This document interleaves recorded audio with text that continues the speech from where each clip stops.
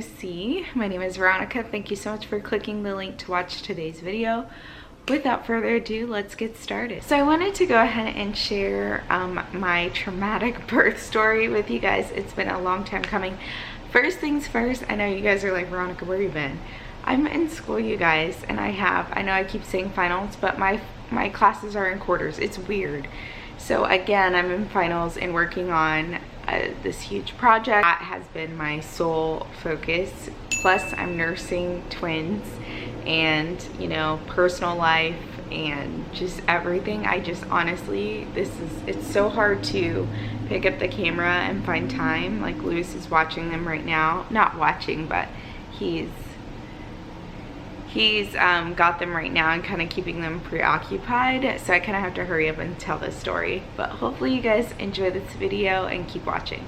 So before I start off my traumatic birth story video real quick, I'm sure you guys can see that I have some new decor with me. Let's bring her to the front and explain what she is. Okay, you guys, this is my flowers that I got sent from Rose Forever, New York. They are based out in New York. Their flowers are 100% natural. Look, they're so pretty.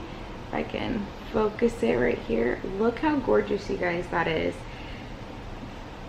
All natural oils. Everything is natural in this beautiful velvet box. It also comes in a square one if you want square one.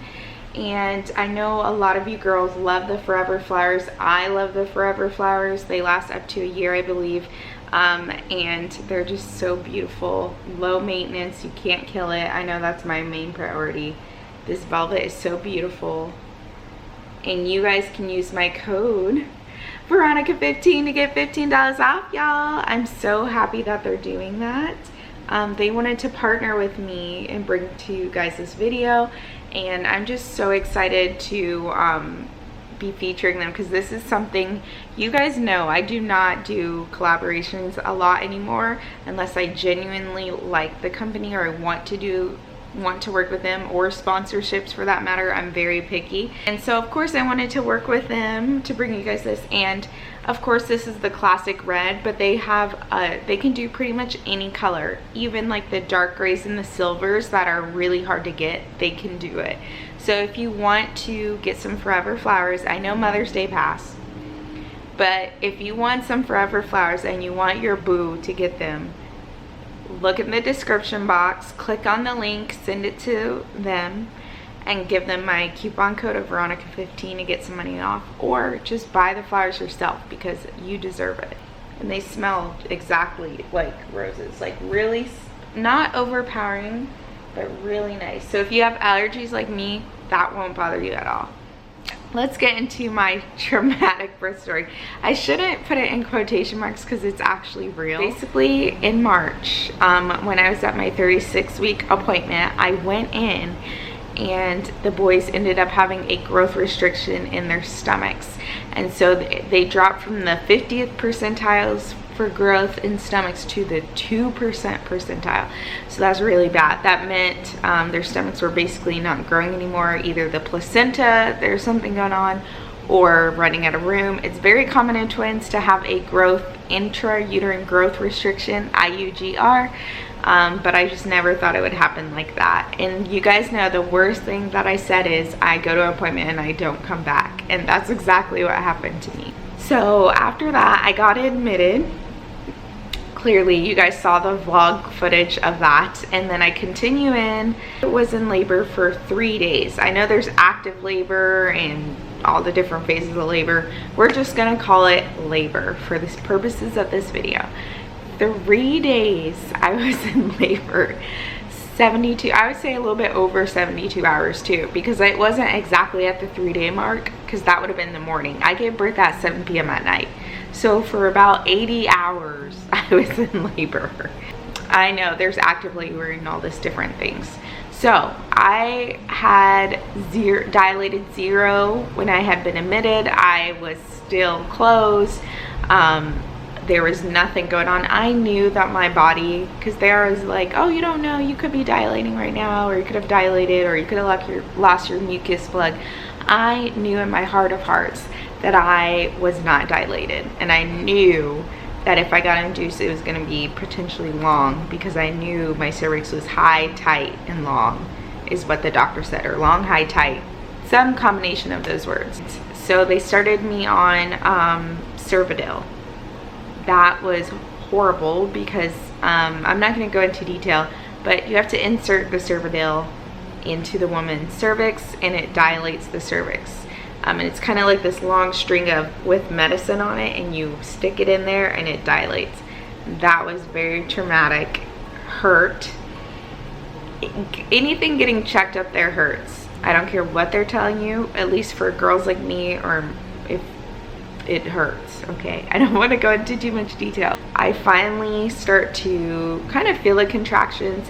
When they put the monitors on me, I was actually contracting, but I couldn't feel it. It's fine, maybe I'm good, you know, this is real labor, I'm in labor, so I thought. So after I start contracting and it starts getting worse and progressively worse, then we move on to the balloon, because the Cervidil only dilates you up to 2 centimeters, and I think I was like a 1.5, almost 2. So you have to get to a 10. Keep in mind, this is gonna progress over 3 days. So I get a balloon inserted into me, and it's basically this green balloon that, I don't know, I think it has medicine, I'm not sure, but basically they fill it up with water or something, and it dilates you even more to like a 4, and it falls out. Or like you can just pull, it doesn't just like fall out, you can pull it and you know you're at a 4 because it just comes straight out. They stick it in you. Again, very painful to get stuck in. Anything sticking in me, anything checking, to keep it G-rated was extremely painful, and I'm extremely tight, and I don't like none of that, okay? And so I finally hit 4 centimeters, and I'm contracting consistently. I get my first, what I think is my first and final epidural. So he sticks me, and he realizes he's drawing blood, and he's like, oh, I can't use it, I gotta take it out. And I'm like, okay, and I'm counting that. I know the doctor's like, oh, we don't technically count that one because the medicine wasn't delivered. No, you did everything in me and realized you were drawing blood. Counting. After he does the first one and he realizes, okay, I'm drawing blood, I can't do this one. He moves on to the second one. Okay, so he sticks the second one in me. By the way, epidurals do not hurt. Contrary to popular belief, there's like a little tiny prick, and the prick almost scares you because you can't see it. And then there's like a little burning sensation with the lidocaine or whatever they're putting in you, and it's gone. Like super quick. I could take a million epidurals all day. They don't bother me at all. So move on to the second epidural. It's the same gentleman, and I'm like, okay, you know, because he's actually gonna do it correctly this time, because it happens. It's not, you know, it's not completely his fault, at least I don't think. So he does it successfully, and I'm like, okay, I'm feeling good. It took the edge off. And then like 30 minutes later, I'm noticing like, I feel my feet. I feel everything. I'm not sure if I'm supposed to be feeling it or not. And finally a nurse comes in, and she's like, lift your legs. And I lift my legs. She goes, your epidural's not correct. She was like, you shouldn't be able to lift your legs. And I was like, okay. And on top of that, I knew my epidural wasn't correct because they tried to stick the catheter in me, and I was like, no. No ma'am, no sir, no. And my nurse at the time as well was like, you should not be feeling this. I don't have patients who feel anything when I do the catheter, which is correct, because later on when I finally got what I thought was the right epidural, I didn't feel the catheter. And so finally this other guy comes on, and I'm like, oh yes, okay. So he does my epidural, right? He does great, he talks, he's super nice, and I'm like, okay, can't lift my legs anymore, not feeling anything. 40 minutes goes by, and you know, you can push the button to deliver you more medicine. And I'm like, I'm feeling everything, something's still not right. I feel like this isn't working. They come to find out, they check it again, it's not working. And then all of a sudden my blood pressure starts to drop, and so they have to give me this medication, bolus it, basically inject a whole bag of fluids with some medicine. And I warned them about that because anytime I receive pain medicine, I notice that my heart rate and blood pressure respond where they slow down. Vomiting I'm starting to vomit at this point too, because narcotics also make me vomit and get really sick, and already I was vomiting. We move on to, okay, he's like, you know what, I'm gonna call my head of anesthesiology, which happened to be a black woman. And I was like, okay, lady, get it. And she comes in with him, another trainee, and I believe someone else. I don't know who that other person was, and they all deliver it. And this is on the 3rd day. So pretty much the 1st and 2nd day of my birth story, to summarize it so we're not here for an eternity, is if I could describe it in maybe like a couple sentences, I was in pain, contracting, and vomiting. When the whole team of anesthesiology finally comes in, they still can't get my epidural to work. And they're like, you know what, we're gonna try one more time. And so I get 4 epidurals, and they all 4 failed. But in the meantime, it was like very chaotic the 3rd day. They couldn't find my veins, and I know I'm a hard stick. I tell this every time I get my blood drawn. I let the technician know I'm a hard stick. So please no fishing, and please no poking 1,000 times. If you're not good with hard sticks, then I need to be passed off to someone else. They poked me 9 times in what you guys saw in the labor and delivery video. And they also had to call the anesthesiologist back to my room. I know he was tired of getting called for me. We finally get a 4th epidural, and I'm able, it lasted the longest. So it lasted about 5 hours. Mind you, they fix it in the morning. I don't deliver until 8 o'clock at night. Yeah. On the last day of labor, this is where we're entering the 72 to 80 hour mark. It was so chaotic. My body was so tired. I was in so much pain that I was basically like, you know what, let's hurry up. And I started to lose my patience, and I knew I was, and I wasn't mean to the nurses or staff, but I was like, okay, what's taking so long? I was finally at a 10. They did the balloon, they did Cervidil, the balloon, Pitocin. The Pitocin wasn't really that bad because I was already on medication, so I didn't really notice a difference because I was induced from the beginning. If I was naturally had gone into labor, the Pitocin I would have noticed, oh my gosh, this Pitocin sucks. But it really wasn't bad. Literally, they're like, okay, Veronica, you're at a 10. I kid you not, 3 hours that I was at a 10. 3 hours later, I kid you not, because I timed it. They're like, okay, Veronica, you're actually spiking a fever. Do you feel okay? I was like, yeah, I feel fine. Why? I had been in labor so long that my body had basically developed an infection that infected me and the babies. And I really I was looking into keeping my placenta and capsulizing it. Well, it didn't matter because the placenta ended up being infected with whatever that was. I forgot what it's called. They had finally come back with all my results, and they had let me know that I had developed so much stuff. So I now had preeclampsia when I didn't before. And as you guys know, I was going to the hospital twice a week. No preeclampsia. Now all of a sudden I have preeclampsia. My hemoglobin was too high. My platelets were too low. There's medical terminology for the diagnosis. I can't remember them, and I'm not gonna go get the paperwork. Gestational diabetes had actually started to set in as well, which is because my placenta was producing way too many hormones that my body couldn't handle. Basically, the placenta for women is like life or death for you.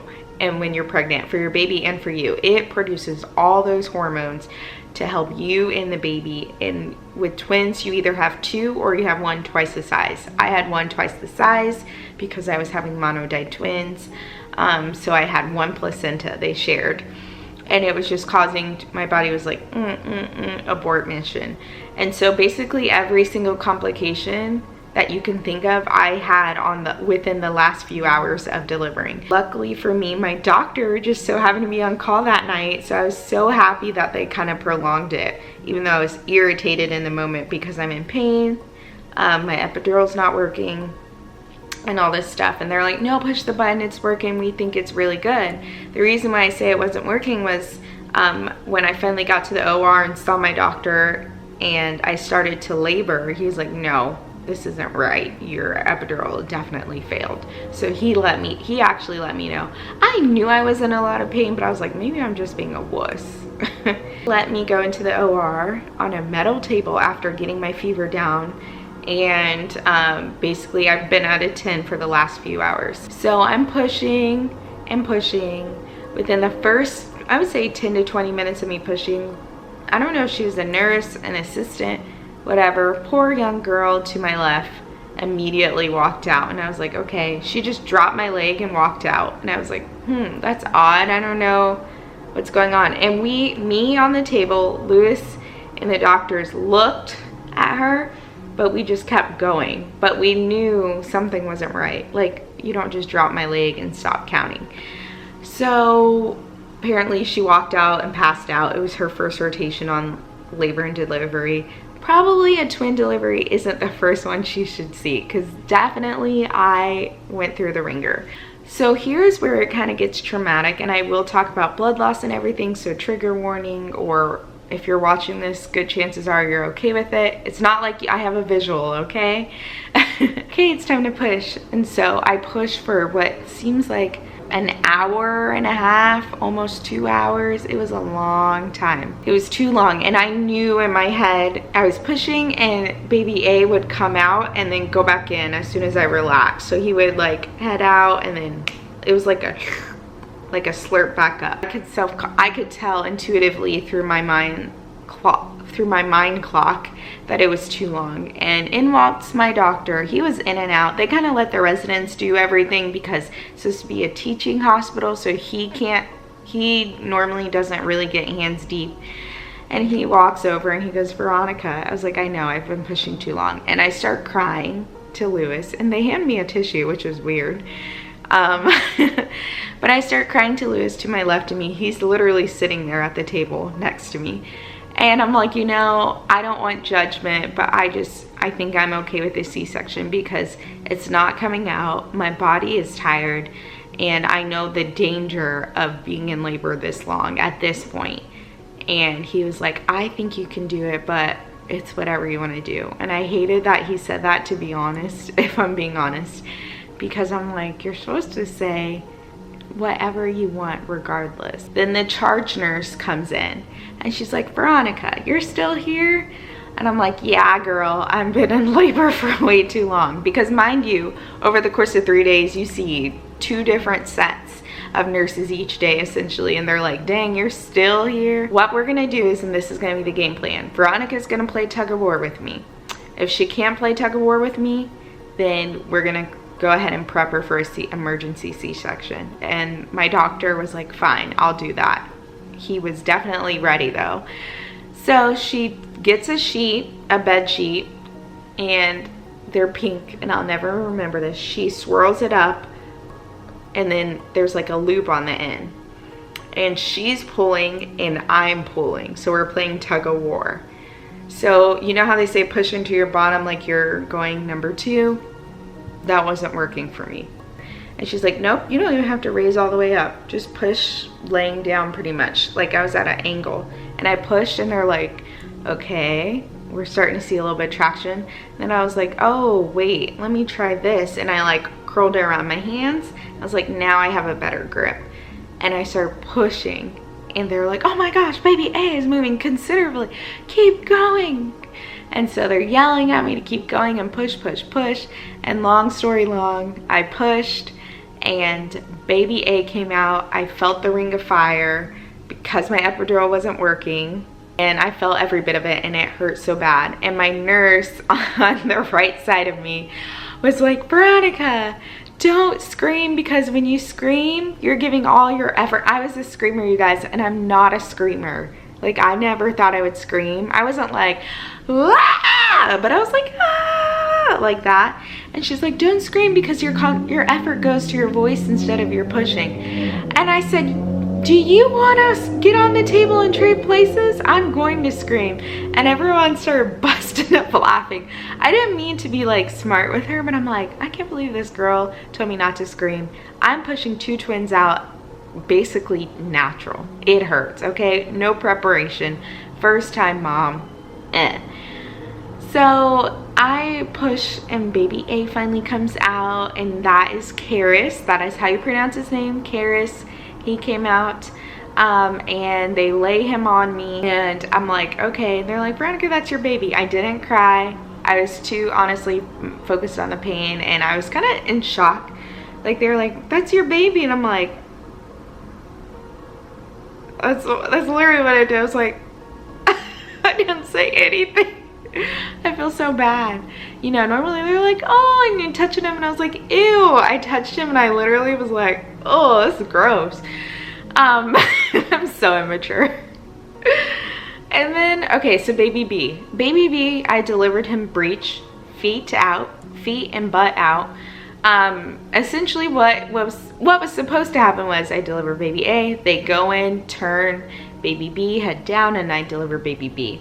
Every single doctor that I had was considered high risk breech extraction specialty doctors, so they knew how to use forceps and all that, deliver breech. So my doctor that I had, my OB, my entire high risk OB pregnancy was in there, and he was telling his intern, his resident, you have 60 seconds to get baby B out before I take over, because this is taking way too long and I'm concerned for Veronica. And I just thank God that God allowed him to deliver my boys, because he had seen me in the office, and that's normally not how it works at all. Normally you get, you know, the short straw, whoever's on call. But every single one of my doctors were amazing. Like, the entire staff was amazing. Anyways, back to the story. So I pushed, and they're like, push a little bit, and then they're like, okay, stop. And they were looking at the monitor and tracking, and baby B didn't show distress yet. Cairo, my sweet baby Cairo. So what they did was, mind you, my epidural failed. I just want to reiterate it. She had me push at the next contraction, his resident. She stuck her hand in me. Couldn't find the cord or anything. So what she did was she just she started digging around till she located the cord. And I was like, this girl needs to get her hand and arm out of my you know what, because that hurts. It was all the way up, you guys, all the way up. And what she did was once she located the cord, she guided her other hand up there and pulled him down. Yes, I said that again. She pulled him down, not out, not completely, because that would be crazy.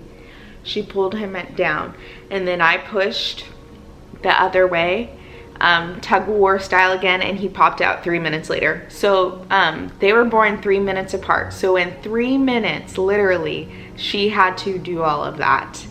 And that is the practice of my doctor, because he said that once your body delivers baby A, it thinks it's done, and the cervix starts to close and there starts to be complications. Forceps usually have to get involved, and he knew that I didn't want it and he didn't want to do it.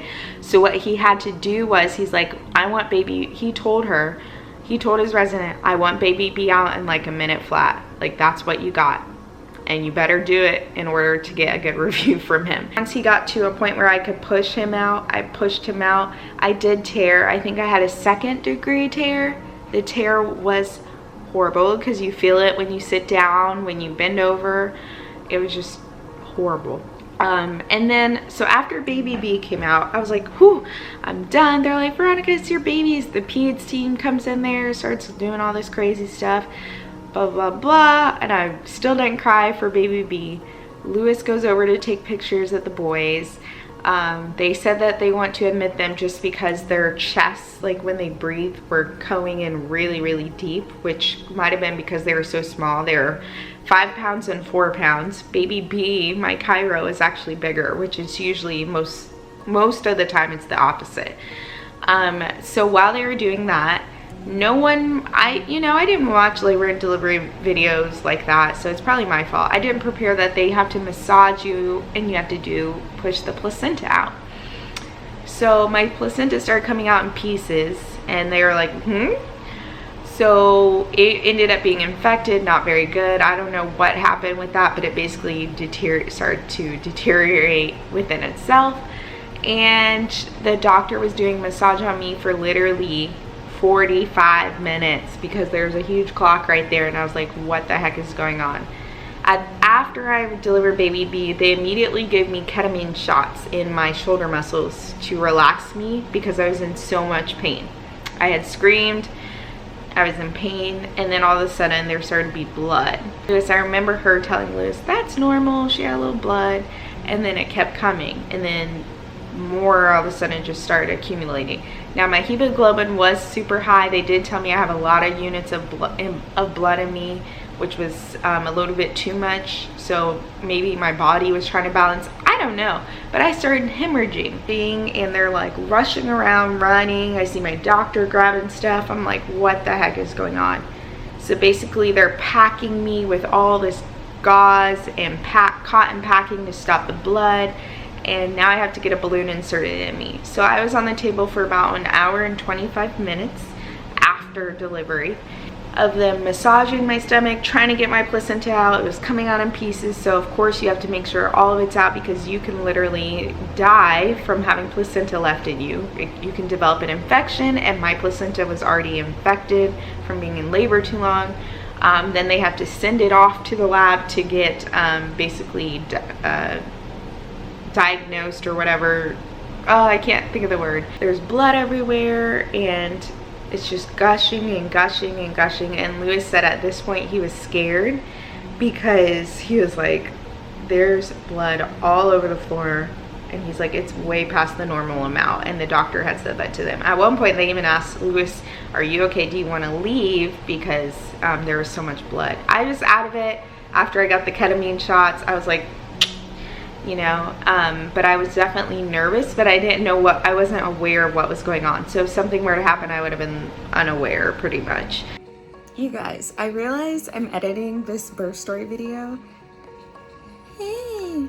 And I forgot to tell you guys that the reason why it was traumatic as well, the biggest reason, they were going to do an emergency hysterectomy on me because they couldn't control the bleeding at one point. So that was really scary. And they told me had I had a C-section, they would have went ahead and just taken my uterus and gave me a hysterectomy. And so, because at that point they started to discuss that, and I was out of it. So luckily Lewis was there to kind of advocate on my behalf, but it was really scary. So yeah. So Lewis was fully aware. So he started to get scared, and Lewis never gets scared or nervous. Like, nothing will make this boy nervous, or this man, and he was super nervous. So after that, they finally get my bleeding to stop, controlled at least enough, but I have to get a balloon inserted in me. So the big green balloon comes back, and it's inserted in me along with packing. I can't even close my legs because the trauma of the boys coming out and like people sticking their arms in me. My area was very traumatized, to be honest, so I couldn't close my legs. So if you notice in the labor and delivery vlog, I have my legs pretty wide open after. I'm confined to my bed. I'm not allowed to walk because I have a balloon in me and they're trying to control my bleeding. So I did not get to see the boys that day. I saw them with stuff all over them, but I never got to see them cleaned up. I never really got to touch them, and that was my fault because I should have just touched them, but I was like, no, it's kind of gross. I thought they were supposed to wrap them up and hand them to me. They didn't do that. So the boys went to the NICU and I went to my room, but basically they don't really have an ICU for after you deliver. You kind of go back to your room, and their rooms are equipped to handle that type of care. And I was there for a couple of days before I switched to postpartum. So I was in the hospital for 7 days, and the boys were in the hospital for 7 days. I didn't get to see the boys until like 2 days after I had delivered them. So March 13th, I think, was the first day that I finally got wheeled down to see them. I couldn't walk. It was so painful when I got discharged. I could barely walk around, walked with a limp for forever. I was in so much pain, you guys, so much pain. They had to give me narcotics after I delivered. And you do get Pitocin after delivery, which I didn't realize that, to contract your uterus back down, which was horrible. Until they put me back on the right pain medicine. And then finally I was able to get the real stuff without risk of the babies because they were out of me. So I was able to get some hardcore drugs, and it was the best thing. I went into it not expecting like the perfect birth, and I knew it wasn't going to happen, but it was just so unexpected, and everything that could have went wrong pretty much did. Every disease or illness you can get, complication when you're pregnant, I got the last day, literally every single one of them. It was, you know, I was so swollen after. Of course you can see I'm starting to go back to how I look. So the journey still continues. I am going to do a postpartum update, and that should be out for you guys here shortly as well, so stay tuned for that. But it was just insane, and just the emotional taxing part of having your boys in the NICU, you being, you know, in the MICU, essentially, I don't know what they call it, the MIC, and I had to pump, and I didn't know what that was. I didn't have time to research that, so I had to figure that out. And you know, you're not producing enough milk, and then you feel kind of bad because in the NICU they track everything that they eat by milliliters, and it's like, oh, we gave them 122 milliliters of formula, mom produced 20 milliliters of breastfeeding, mom keep it up, keep pumping. Like, you know, you don't want to hear that when you're a new mom and having twins. So even though I produced 20, which is probably more than enough for a newborn, it's not enough for 2 newborns. So that was really hard. And then once I got discharged and went home, we were at the NICU.